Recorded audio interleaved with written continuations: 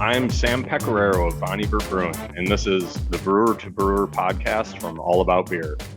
My guest today is Natalie Cilurzo of Russian River Brewing Company, and she is here for a conversation that goes beyond the brew house and into topics that matter to brewing professionals and curious beer drinkers. First, please visit allaboutbeer.com and follow on social media at allaboutbeer. And to support journalism in the beer space, check out allaboutbeer.com/support. We'll get into the conversation in just a moment, but first, this message. Malteurop Malting Company is proud to introduce the new Malta 2-row, grown and malted in Mexico. At Malteurop, they're proud to be growing and producing malt in Mexico. They work hand in hand with Mexican farmers to ensure the best barley, which is then processed in their own local Mexico malt house to create this exceptional Malta 2-row. This product is a superior quality 2-row base malt and provides consistent quality designed to satisfy your desire to brew a true Mexican lager. Contact Malteurop today and visit malteuropmaltingco.com. Next time you're going through your books, check and see how much you're paying for brewery software. Odds are you're paying way too much. Ollie is the fastest growing brewery software that is saving brewers time and money while delivering the tools they need to grow their business. Learn more at getollie.com/pod. That's getollie.com/pod. Okay, let's get into it. A bit about my guest today, and I'm honored to read this bio. Natalie Cilurzo is the co-owner and president of Russian River Brewing Company in Santa Rosa and Windsor, California.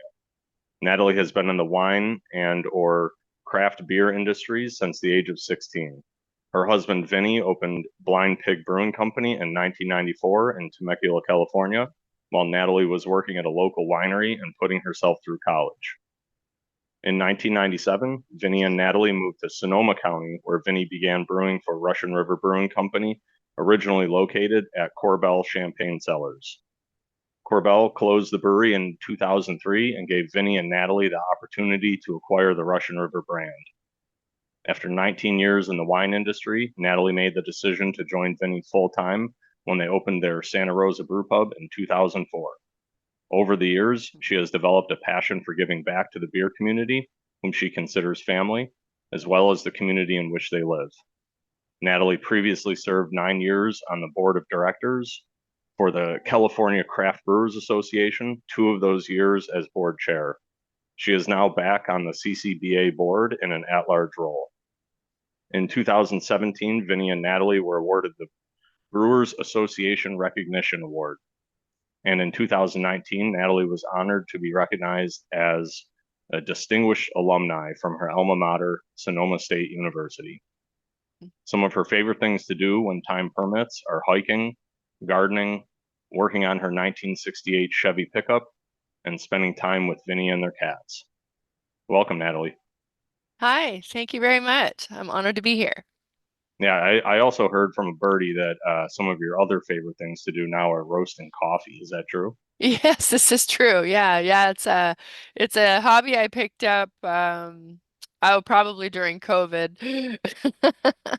And Vinny just bought me this very like almost commercial level roaster for Christmas, which I've been trying to dial in over the last few months. Yeah, it's a lot of fun. It's a fun hobby. I'm enjoying it. I actually roasted 3 times over the weekend, so good question. Nice. Probably a lot of overlap there between roasting and home brewing.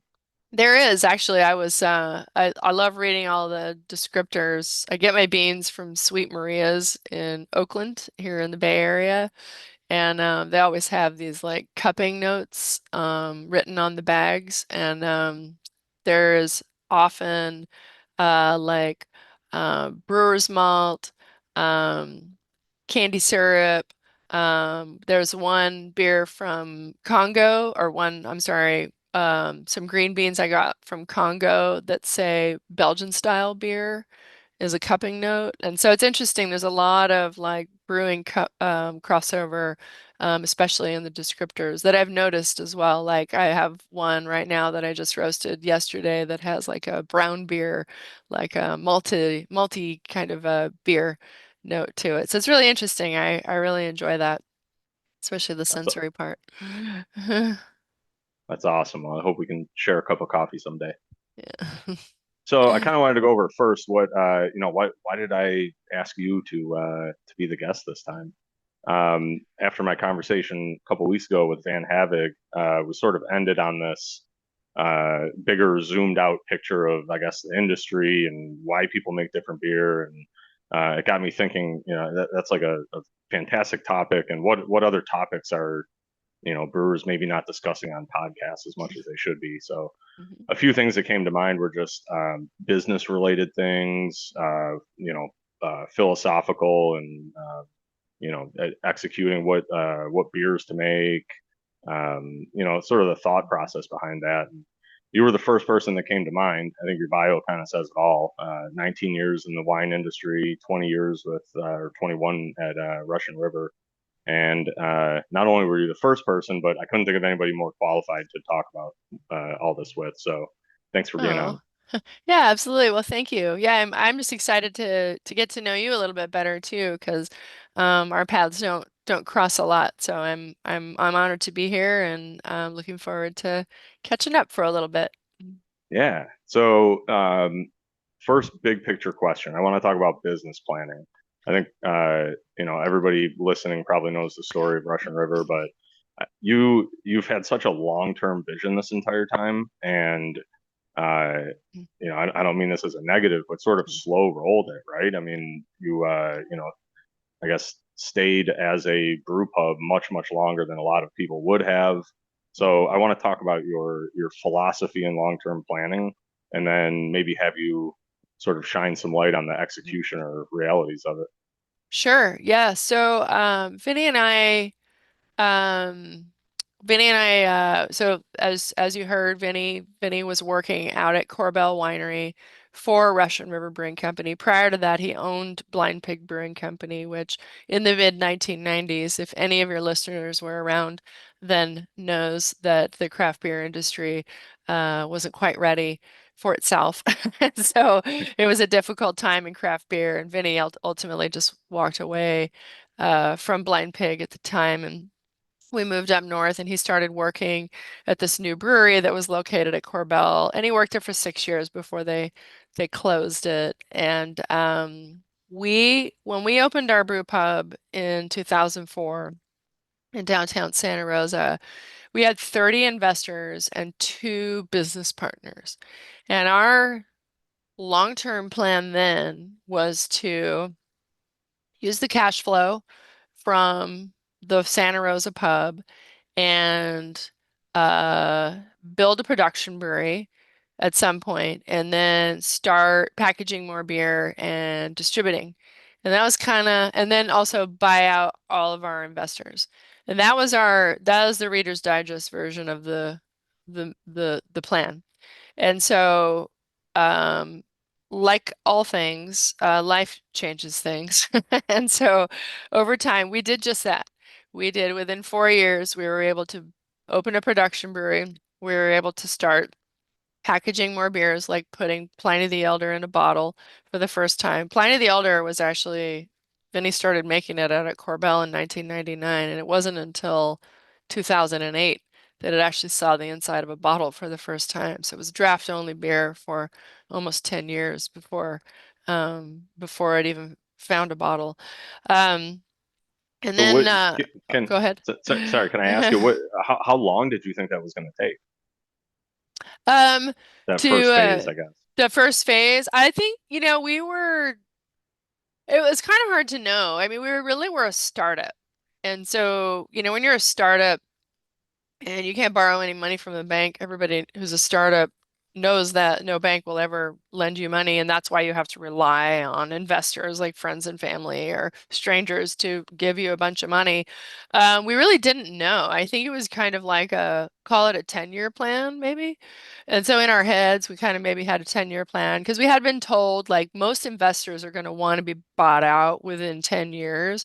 So that was kind of the plan. We were like, all right, well, during that time, we're going to grow our business a little bit, not a lot, kind of organically, very organically. And then and then eventually buy out the investors, whether it's one at a time, 10 at a time, whatever that was. And then it ultimately have Vinny and I be the sole owners of the company. That all happened, but during that time, craft beer started taking off. And so, the first years that we were open at our Santa Rosa pub were a real struggle. Like it just wasn't a thing. There weren't a lot of breweries. People weren't quite ready for the beers we were making, and it was a slow, super slow roll. And then around like 2000, I don't know, 12, 13 or so, then craft beer starts taking off. And then during that time, Vinny and I were able to succeed in buying out our remaining investors. So then it was just me and Vinny. But over the years, we've really had a very conservative, organic, slow, approach to growth because we both of us have control issues. Hence the reason for wanting to buy out all of our investors so that we could have 100% say in our company and be beholden to nobody. But we're also very cautious people too. We're kind of risk averse, I guess, if you will. And so we didn't want to overextend ourselves with distribution. We didn't want to over leverage ourselves with debt. And were so um we are so committed to quality that putting our beer in a package and shipping it far away from the brewery has always been kind of scary to us. And so in those early days, we really struggled with the concept of putting beer in a keg or putting it in a case and then putting it on the back of a truck to God only knows where and God only knows what conditions once it gets to the warehouse for the distributor, then once from the distributor, once it gets to the account. And we always say that the farther away your beer gets from the brewery, the less control you have over it. And so that's one of the reasons why we continue to self-distribute. We have about 500 accounts that we continue to self-distribute to in our backyard here. And then we have slowly grown our distribution footprint. um, we were never planning to build the Windsor Brewery. So if any of Hmm. you listeners out there have ever been to what we call our new brewery, but it's not so new, I guess we completed it in 2018.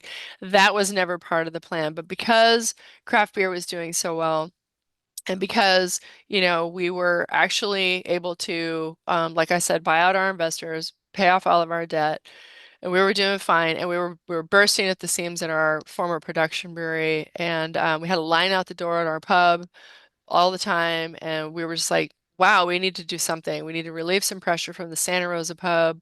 We we not necessarily want to make a lot more beer, but we would like to make better beer, and we can't do that given the equipment and the process and everything that we had at our former production brewery. And we were obviously limited at our brew pub in Santa Rosa. And so that was another reason why we wanted to build the new brewery because we wanted to try some new techniques, new processes. Have you been here, Sam? Have you been here before? I have, yeah. Yep, I Yeah. was down for the hop convention. Oh Was that two yeah. years ago? Yeah. Yeah, that was really fun. That was cool. Yeah. Yeah, so you've seen our open top fermenters, right? So we have Oh six yeah. open top fermenters, which is where we ferment with Saccharomyces, we ferment our lagers, like our STS pills and our Velvet Glow, but we also ferment Pliny the Younger in there. We throw our other hoppy beers in there, and we love our open top fermenters. They're amazing. And we also have a proper cool ship here. I know sour beers aren't selling great, but we're still committed to making some, even if we have to drink it all. We also have a pilot brewery for Vinny, which is we'll probably talk a little bit later about innovation and new recipe ideas and stuff like that. And so we were able to, and then also things like wastewater. Like we have a proper wastewater treatment system here, and we're just now installing CO2 recovery. And so these are all things that we can do here, but we could never do at our former brewery. And so we had all these ideas, all these things we wanted to do, but could never do in our former space, plus make a little bit more beer. And and also build a brewery that we could be really proud of. So this is kind of our legacy piece, if you will. So that wasn't part of the plan. But I think going back to your original question, like how have how has this long game approach been working for us and just seems to continue to work? And I think it's because we have always had this relatively conservative organic approach to growth. So when we had our former production brewery, I think we got up to about 18,000 barrels between the Santa Rosa pub and the production brewery. And then once we opened here, we probably in 2018 maybe made about 30,000 barrels. And then over the years, and then of course things just got really weird with COVID and everything. So we haven't, I think last year was our first kind of normal year since we built the brewery. And now we're up to probably about 45,000 barrels. So we're still not a huge brewery. But we're doing it gradually still. And even like when we look at our distribution footprint, we're very calculated as to the decisions we make about where we go. We would rather be deep than wide. So we don't want to be in all the states, but we want to be in, like we want to be very thoughtful about where our beer is sold out in the world. We want to work with good stewards for craft beer. We want to work with people who are as equally committed to quality as we are, people who, will keep our beer cold, who will serve it cold, who will serve it fresh. That's really, really important to us. Who clean their draft lines, stuff like that. So we have kept ourselves small enough that we still have the ability to make decisions based on some of that criteria. All right. So when you look back, obviously you had a conservative long-term plan, but I think if I can put words in your mouth, you've vastly exceeded that. Do you think even though today you still hold that sort of conservative long-term planning, that you're going to do the same thing again? Yeah, And yeah, you're going to yeah. be on a podcast in 10 years with me, and you're going to be like, oh my God, I can't believe this. We are No, where we are. no, we built the Windsor Brewery. We bought the property in 2016, broke ground in 17, and then brewed our first batch in September of 2018. And that was our biggest growth that we'll ever do under my and Vinny's watch.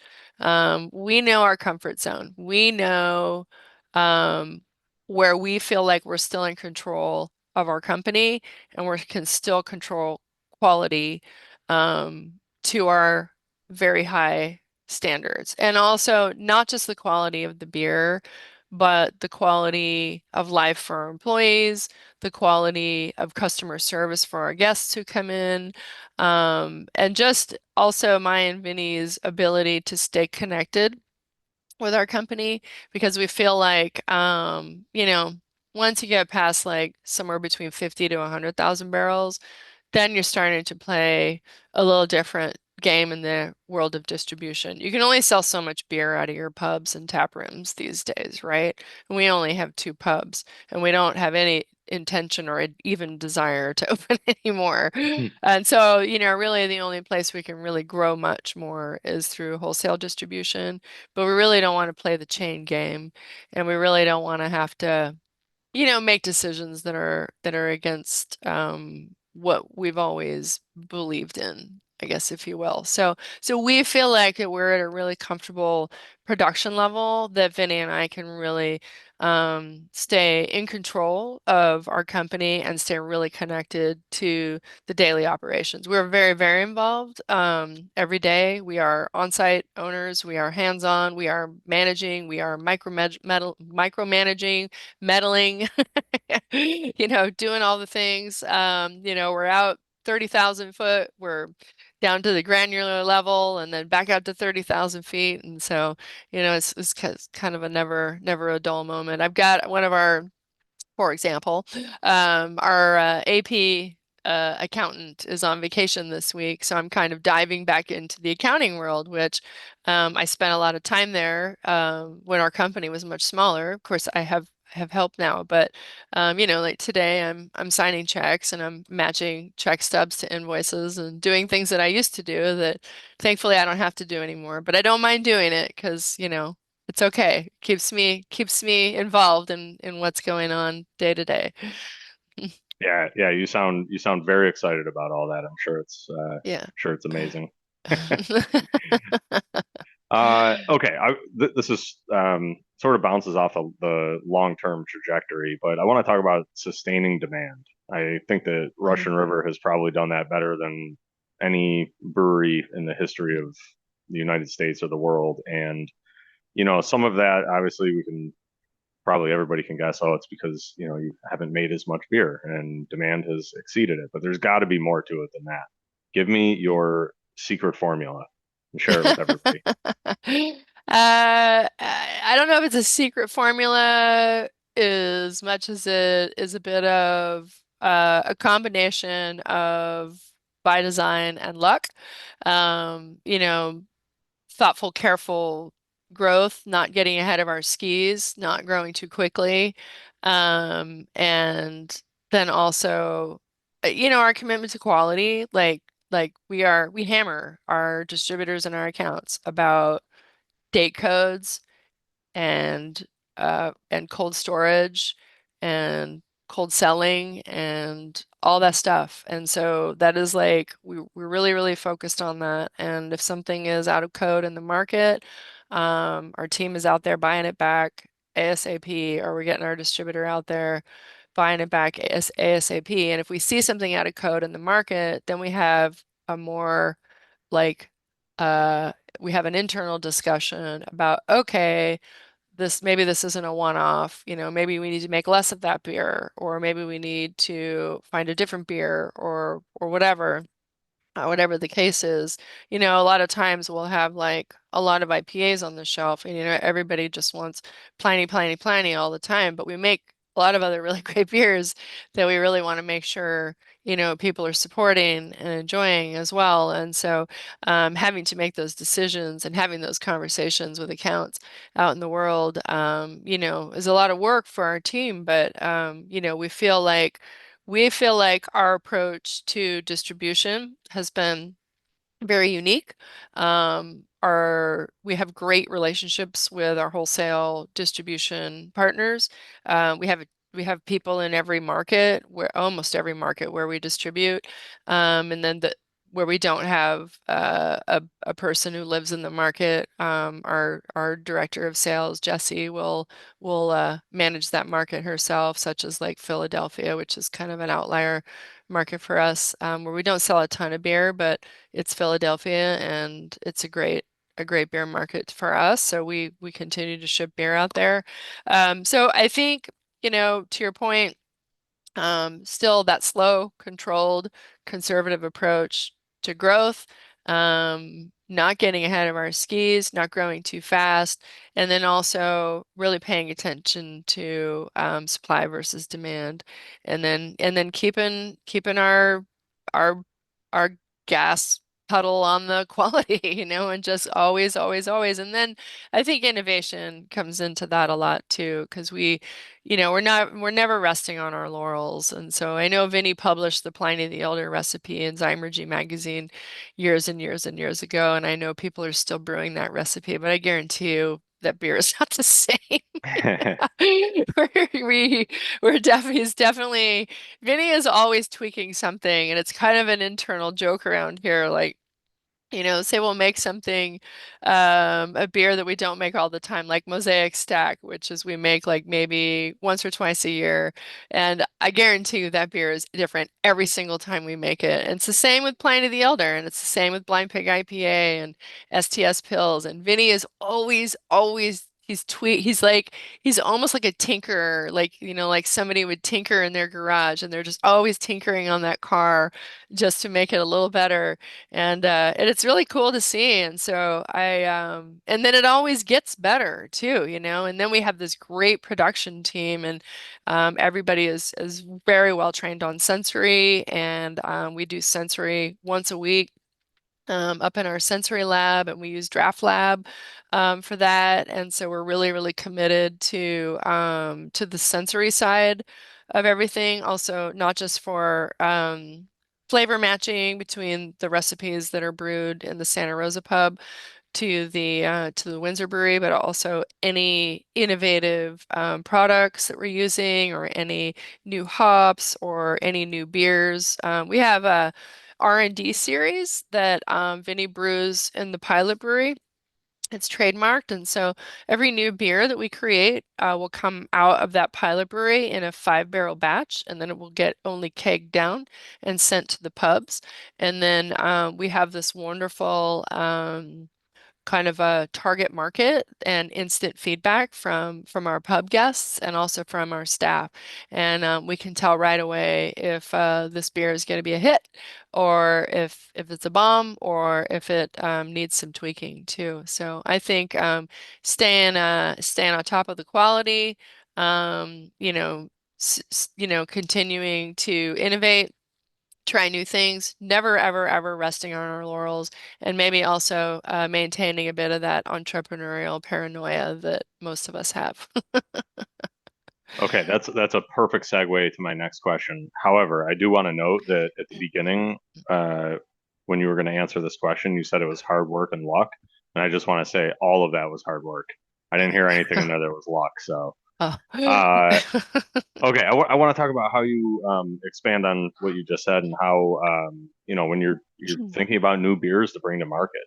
Yeah. So internally at Von Ebert, and I brought this up on last week's episode, we kind of think about this Venn diagram where you've got these overlapping circles, and there's beers that brewers want to brew, beers that consumers want to drink, and beers that owners want to produce, right? And you sit in two of those circles, and I guess three, but from the Russian River perspective, you're in two of them. How do you talk about it internally? What are we going to brew next? What are we going to expand? What are we going to bring to market? Is that what you like? Is that what your consumers want? Mix of both.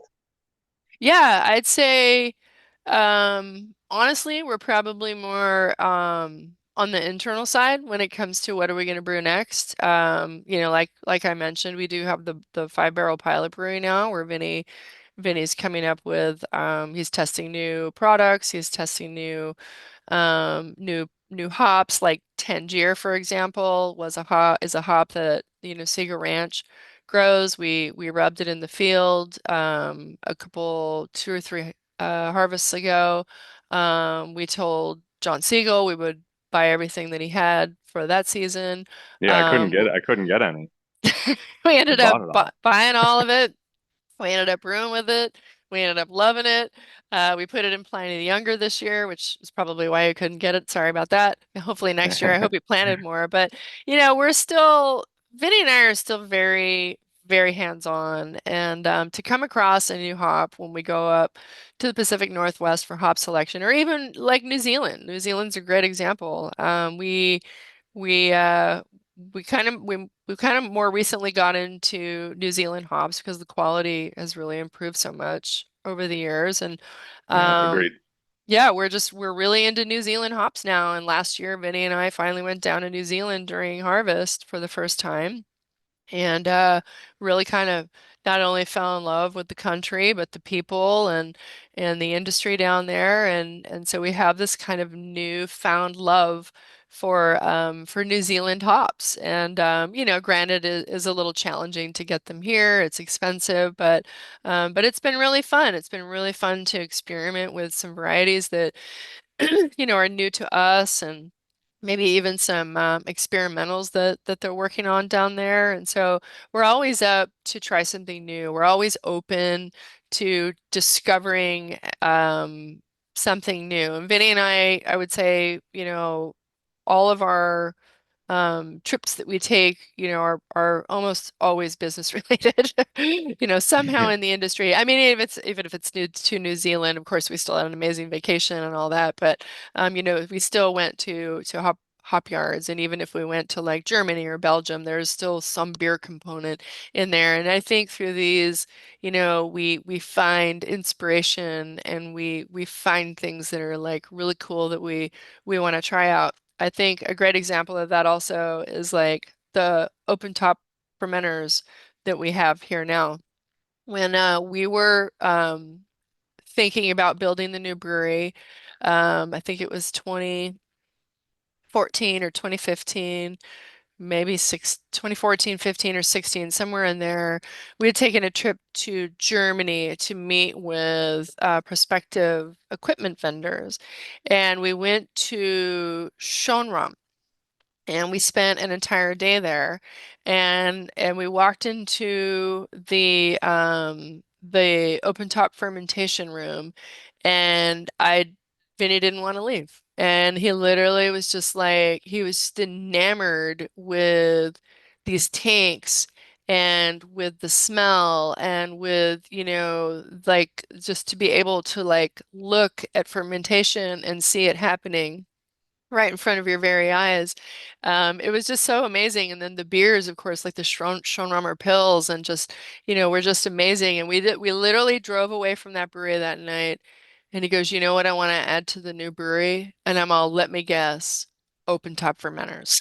And And it so it happened. was it was just a trip to visit a brewery in Germany. And then out of that, we have open top fermenters, and we've committed a lot more of our production to lagers now because of that, which is really cool. And they all go through the traditional open top fermenter, and we love it. So, I think that we're just, that's kind of part of it is just, curiosity. I think gets us to explore new types of beer or new things in general. We're always up for a new challenge, and when I say we, I mean Vinny.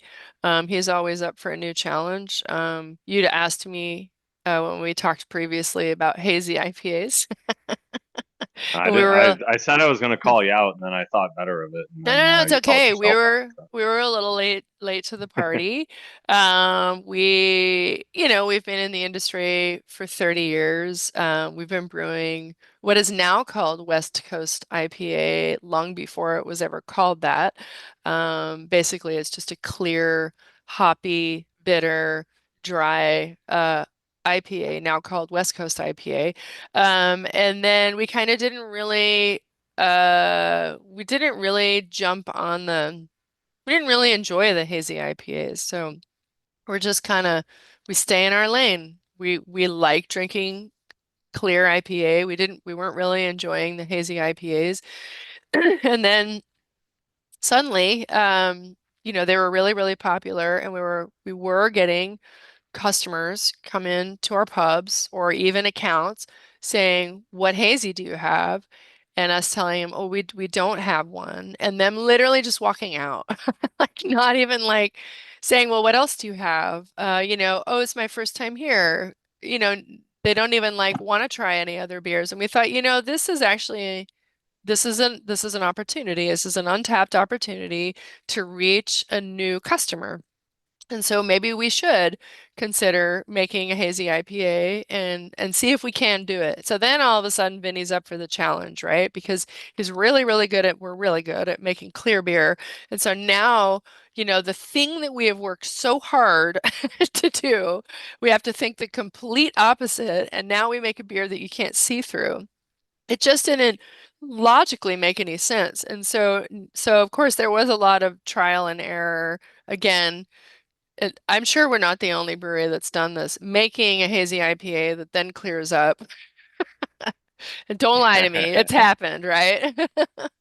Oh, So absolutely. yeah, Oh man, we it was a rough struggled. start for us when we moved into that world for sure. Yeah, we struggled with that. But now our hazy IPA Mind Circus is one of our top selling beers, and we are committed to making it and distributing a little bit of it too. So yeah, so that's for the most part, like I said, we do kind of create new beers internally, but then absolutely listening to the consumer. I think sour beers is another great example of that. Sour beers, particularly sour beers, are just not as popular as they used to be, and that's okay. And so we've responded, and actually we responded very positively because we were able to take half of what was the funky portion of our brewery, excuse me, clean it up, and then turn it into what we call the lager house. So we have actually horizontal lagering tanks, which we're really excited about. That's kind of a new process for us as well. So now we have lagering tanks in a portion of the brewery where we're dedicated to making lagers. Well, that's a perfect example of evolving. I'd like to talk more about that in a minute. But right now, we're going to take a short break for this message and then come right back for more of this conversation with Natalie Cilurzo of Russian River Brewing Company. It doesn't matter what size your brewery is, 1 barrel or 1,000. Maybe you're in planning. Whatever the size or situation, Ollie has helped brewers save money and become more efficient. The best part? When you're talking to the Ollie team, you're talking to people who have worked in the industry. Learn more about Ollie and how it's transforming breweries everywhere at getollie.com/pod. That's getollie.com/pod. Malt Europe Malting Company is proud to introduce the new Malta 2-row, grown and malted in Mexico. At Malt Europe, they're proud to be growing and producing malt in Mexico. They work hand in hand with Mexican farmers to ensure the best barley, which is then processed in their own local Mexico malt house to create this exceptional Malta 2-row. This product is a superior quality 2-row base malt and provides consistent quality designed to satisfy your desire to brew a true Mexican lager. Contact Malt Europe today and visit malteuropemaltingco.com. All right, we're back. So I want to talk a little more about tradition and evolution. This is something that we at Von Ebert like to talk about a lot. One of our taglines is where tradition meets evolution. And, you know, you were talking about the changes with the lagering tanks and moving away from, you know, higher production of sour beers. I want to ask, how do you keep your traditions and the traditions that you adopt engaging and in demand? Um, yeah, I think that's a great question. Gosh, I think, like I said before, we continue to innovate. So, like, I guess you could say we are very traditional in that we are still committed to making clear beer and West Coast style IPAs and beers that we've been making for decades. But we also continue to innovate those beers too, so that they're not tired. I think a really good example of that is Crystal Malt. So in the 1990s, when we started brewing, Crystal Malt was very popular, right? And a lot of IPAs had a lot more Crystal Malt in them. And then you fast forward all these decades. Granted, we didn't even use much crystal malt back then, but now I don't think it's even in the brewery. So we've evolved with like the consumer palate. We've evolved with our preferences for what we like, and so things like that. So like you don't taste a Russian River beer and say, oh, wow, this tastes like a 1990s IPA. You taste a Russian River beer, even though we've been around for so long, and you think, oh, wow, this tastes like, a modern day beer. Like I could put this up next to, a Von Ebert beer or something else that's, a newer brewery and it wouldn't taste like dated, I guess, if you will. So I think that that's just again just us staying true to quality, but also continuing to innovate and try new hop varieties, and not just like stick to the old school public hop varieties. I mean, Vinny was the first brewer to use Simcoe. Back when it was YCR 014, he used it in Pliny the Elder before I think it even had a name. Pretty sure that it was YCR 014 when Vinny started brewing. Yeah, it must have been because this is the 25th anniversary of Simcoe, and that's 2000. And so 1999 was the first year that Vinny brewed Pliny the Elder. So Vinny was putting experimental hop varieties into commercially brewed beers even back then in the 1990s.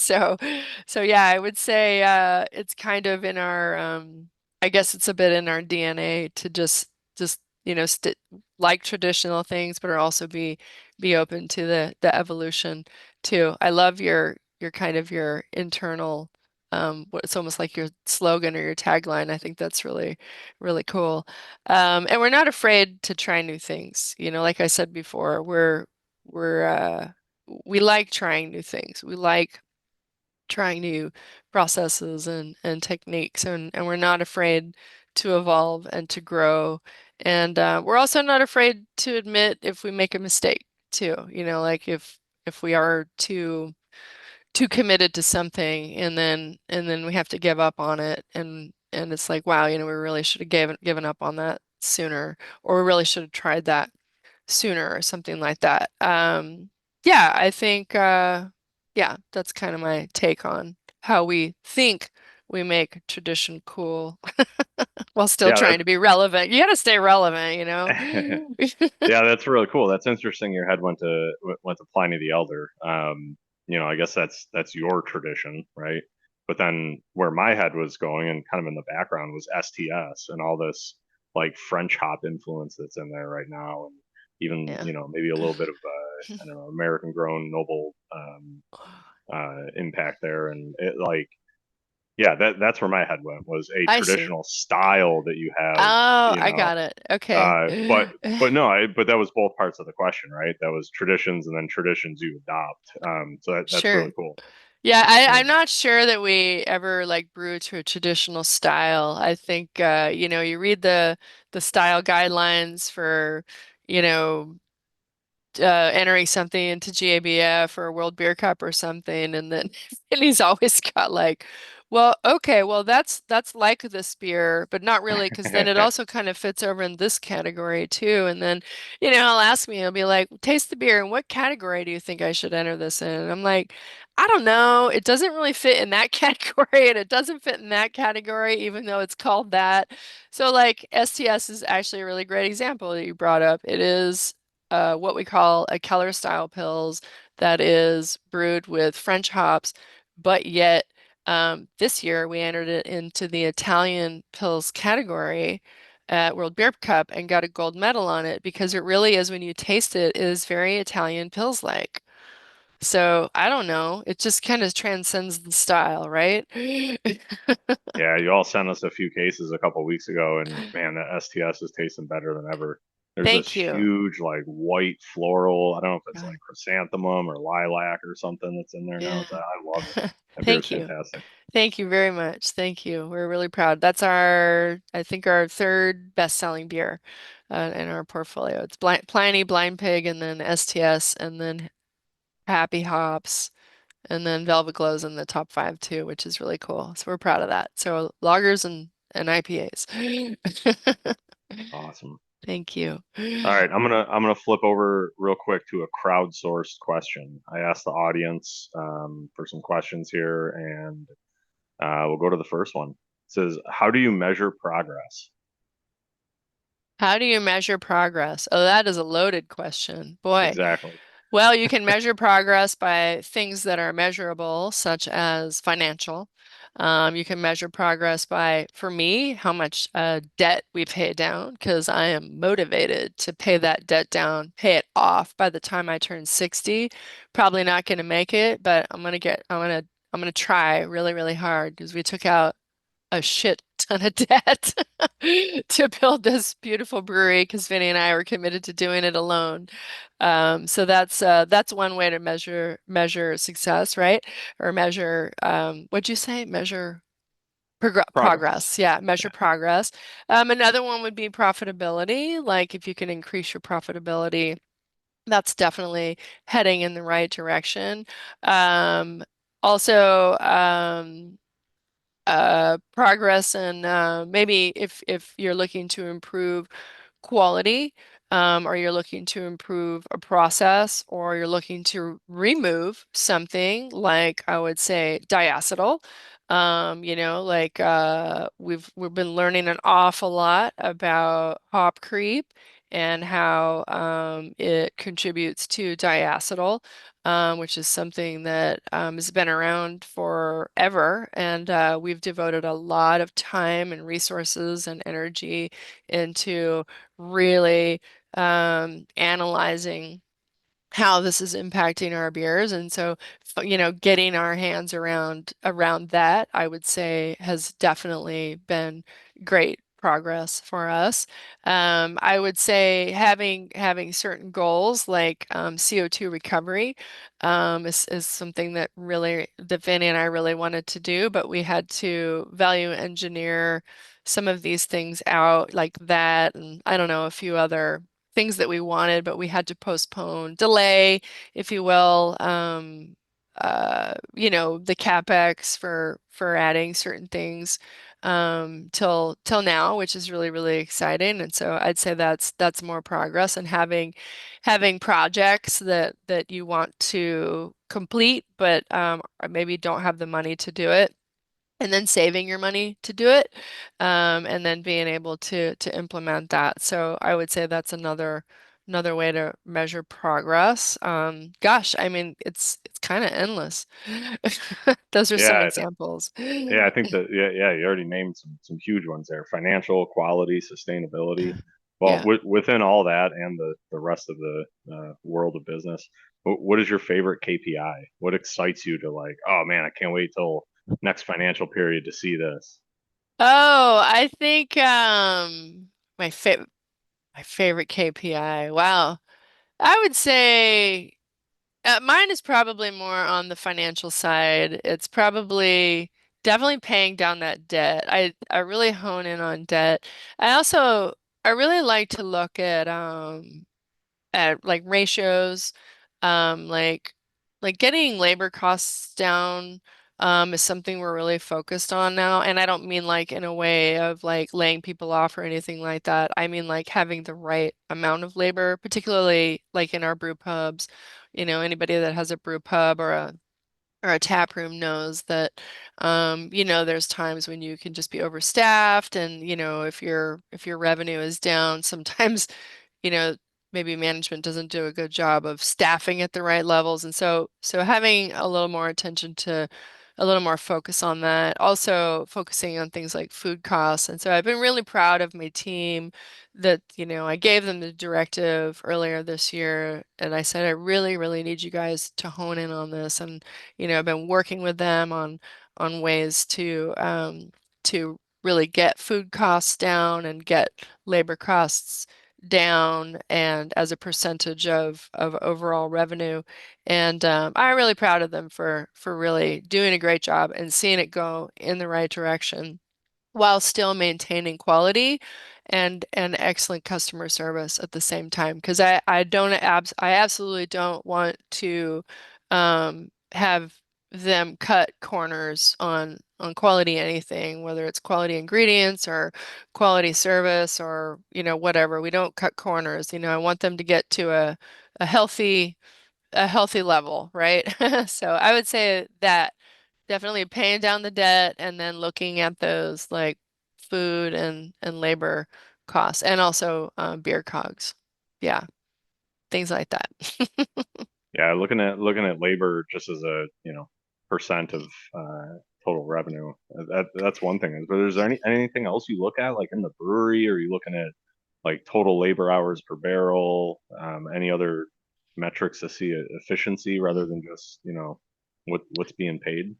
Yeah, I mean, we look at some kind of industry benchmarking, which is, a little bit challenging because there's not a lot of apples to apples out there. Like my 45,000 barrel brewery is very different from your however many barrel brewery, that you make. And then there's different regions around the country. And so I guess looking at like a cost per barrel is something as well. In the brewery, other KPIs, I think. Um, sure, obviously TPO is really important. So that's something that we look at all day, every day, like every packaging run. That's really important. Um, yeah, things like that. Yeah, I gotta And call. I gotta call all the listeners out. Whoever works at a brewery, fill out the Brewers Association benchmarking survey because yeah, the responses are so low, and it yeah. makes it got to be so much better if hundreds of breweries could fill that out. It That really sounds is because then, we can all use it as a resource. And even like if there's any salary surveys that don't cost you a lot of money that you can fill out or don't cost you any money, then fill that out too because then you have access to that information and you can use that too. And it's really, really helpful. I know people are really busy and don't always want to take the time to fill out these surveys, but it is if you just take a few minutes and I think it's good. I agree with you. Thanks for giving a shout out to that because we appreciate that too. So yeah, fill out the surveys, guys and gals. okay. I've asked enough questions. What do you want to talk about? Sure. You had mentioned when we talked before about what maybe people aren't talking enough about, and I gave it some thought, and I'm something that, Vinny and I talk about with ourselves, but really not anybody else is like succession planning and exit strategies. And so, a few years back, there were some outrageous multipliers put on sales of breweries. And so people were selling out, getting out of the industry and making a fortune and doing really great. And some people were at retirement age and the timing was perfect. And some people just took advantage of the opportunities. And that's great. That was their succession plan, whether they were planning to do it or whether the opportunity just arose. And I think I would love to maybe hear more of that, more people talking about it on podcasts, more people, maybe more seminars dedicated to it, like at CBC or other, state trade association conferences, stuff like that. So I know that a lot of the people are in our industry are younger than me and Vinny, but and then a lot of our friends are older too and have already retired or are somewhere on the range of what are we going to do. So I'd like to talk more about that maybe publicly and kind of see what are people doing because there are options, but at the end of the day ideally, we'd like to leave our businesses while we're still alive, right? And be able to pass it on to somebody else to then be the next caretaker for our brands and our beers and our legacy. So that would be really cool to talk about Yeah, more. yeah. It seems like there's, I don't know, a few common options, right? Or things that do happen, right? Either, like you were saying with heavy multipliers years ago, things would often get sold, right? Somebody would come Yeah, in and take over. Or it passes along within a family. Or I don't know, I guess what's the other option? You close or sell it to an employee or to, somebody that has a like-minded vision for the company. So right. I guess it probably really comes down to like what do you want to happen after you leave, right? Right. Right. But it'd be nice to like hear from people who have gone through that, like just you maybe you did you sold to all of your employees or you sold to venture capital or you sold part of it to venture capital or you sold or you didn't sell, I don't know, whatever, or you have your succession planning is your family, you have kids that are growing up, the Grossmans are a great example, right? They've got Ken's got Brian and Sierra that are, working in the brewery and but that's a much larger brewery and they also have an executive team that they work with. But like, for your brewery, you probably don't have kids old enough to even think about, you know, wanting to take over the family business someday. But at some point, those conversations should start happening. Because Vinny and I don't have kids. And so, and I think people are afraid to say that they would sell. That would probably be their exit strategy and their succession plan, kind of because that's the best thing for them because there aren't a lot of other options, and so that would be what we would do ultimately. It wouldn't be a selling out; it would be a a retirement. It would be succession planning because I don't want to do this. If I live to 80 years old, I don't want to do this at 80 years old. I want to retire at some point, and that's okay. And I don't think there's anything, I don't know, it's nothing anybody should be ashamed of, and we should talk more about it. That's what I think. So I'd love to, yeah, pick Yeah, everybody's brain. but before we hit the record button here, John had mentioned we were allowed to say four-letter words on the air, and I feel like sell became this four-letter word at some point, and Yeah, really it's just a yeah. reality and a necessity, and yeah, an Yeah. evolution. Yeah, yeah, it just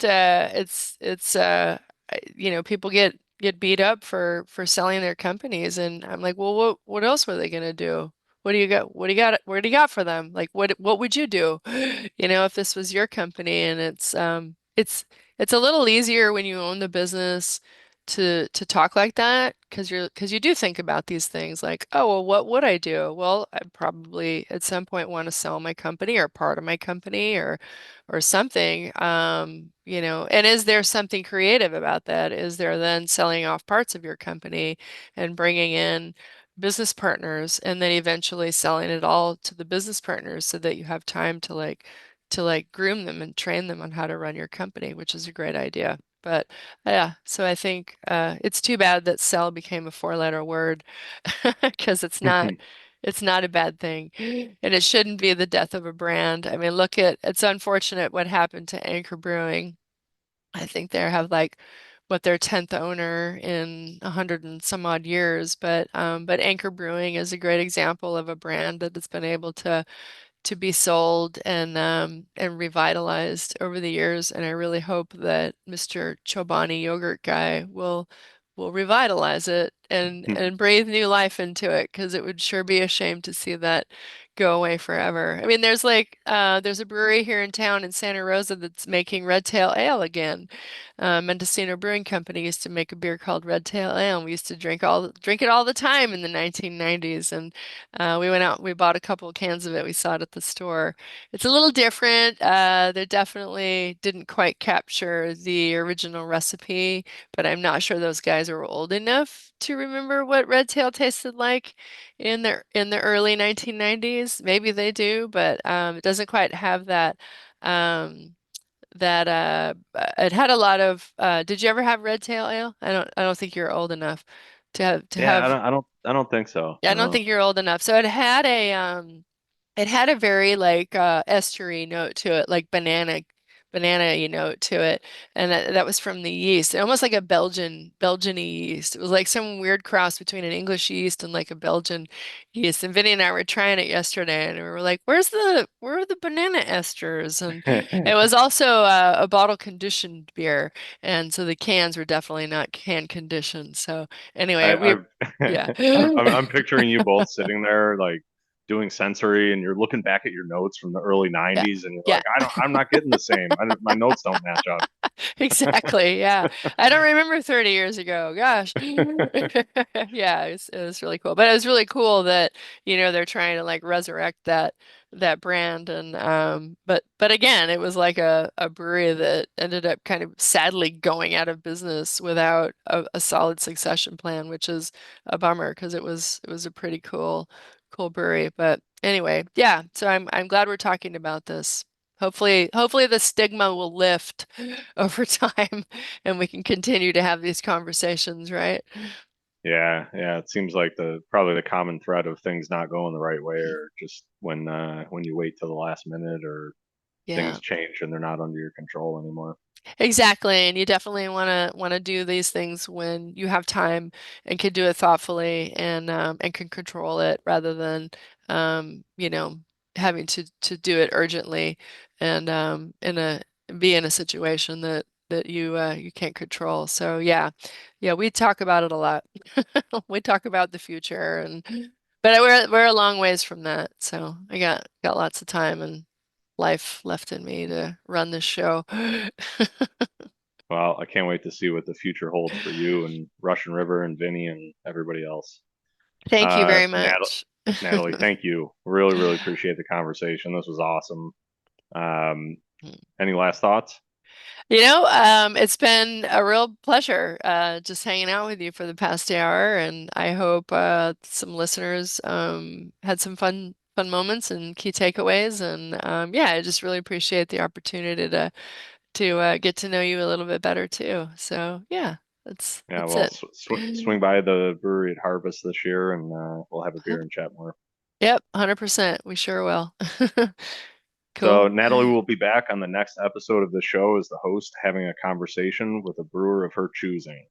That will be on the air in 2 weeks, so make sure you tune in for that.